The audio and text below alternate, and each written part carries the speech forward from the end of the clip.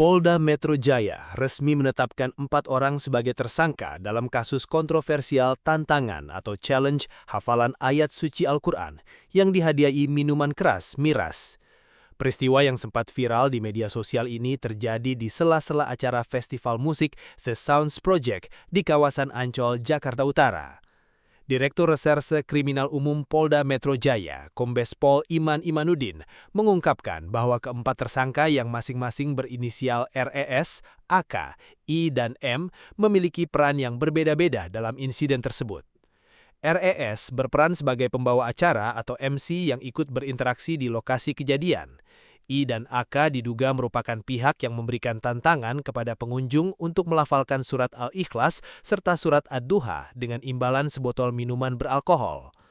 M adalah peserta yang tampil melafalkan surat Ad-Duha melalui pengeras suara di booth tersebut.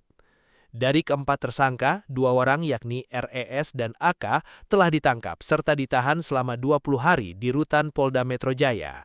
Polisi juga telah menyita sejumlah barang bukti berupa rekaman digital serta memeriksa berbagai saksi termasuk pihak penyelenggara acara.